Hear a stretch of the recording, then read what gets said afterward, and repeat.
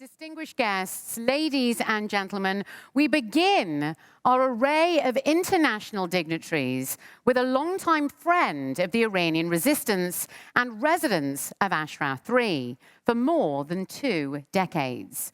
A leading voice in the US Senate on a firm policy against the Iranian regime. Please welcome the chairman of the Foreign Relations Committee of the US Senate. Please welcome Senator Robert Menendez.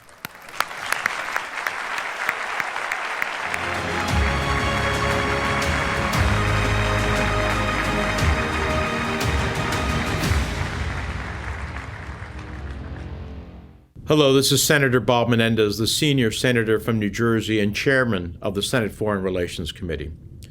Whether you are tuning in from Ashraf 3 in Albania or watching live from Iran via satellite, it is an honor to be invited to speak with you all today as part of the International Convention for a Free Iran.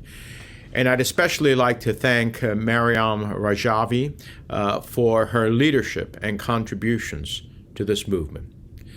For decades, the Iranian regime has oppressed its people, terrorized neighboring countries, and undermined the stability of the entire region.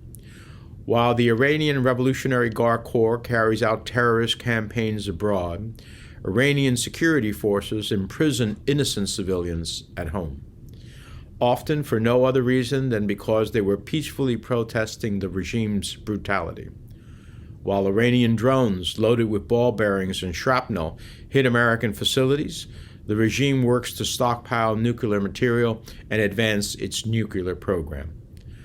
While the regime spreads misinformation abroad, they promote and protect human rights abusers at home. Men like ابراهیم Ra'isi. This is someone who was actively involved in the 1988 massacre of as many as 30,000 political prisoners in Iran, a crime that he carried out after the Supreme Leader's religious decree against the MEK, the People's Mujahideen Organization. This is someone who directed the brutal crackdowns against peaceful protesters in both 2009 and the more recent protests of 2019. That's why the Iranian Revolutionary Guard Corps and the regime promoted this killer. They promoted him to consolidate their power. They promoted him to close off any room for Iranian citizens seeking to hold their government accountable. And they promoted him as they stepped up regional terrorism operations and their push towards a nuclear weapon. We must continue to call out continued oppression in Iran. It is critical to confront the misogynist regime's targeting of women. It is critical to support people exercising their rights by protesting against the regime's repression.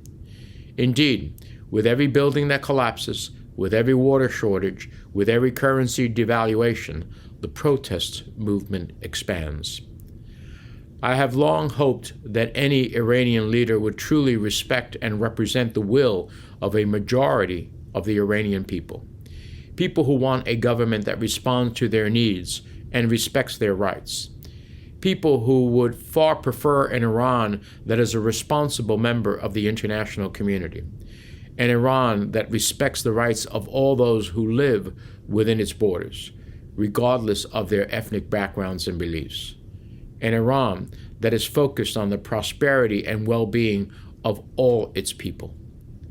I truly believe the overwhelming majority of Iranians have always opposed the violent tactics, extrajudicial killings, and nuclear ambitions of the leaders in Tehran.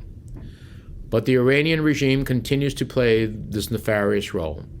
It continues to support terrorism abroad and advance its nuclear capabilities at home.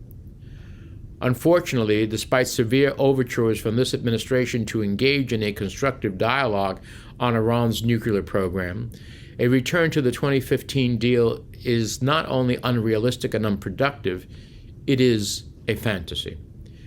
Iran is drawing out negotiations with delaying tactics and brinkmanship, and Iran continues to advance its nuclear program in the face of the international community's censure.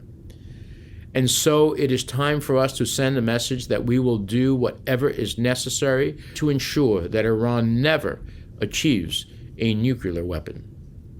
Finally, I'd like to salute the bravery of the Iranian diaspora in the face of violent reprisals and the real threats of transnational harassment and detentions.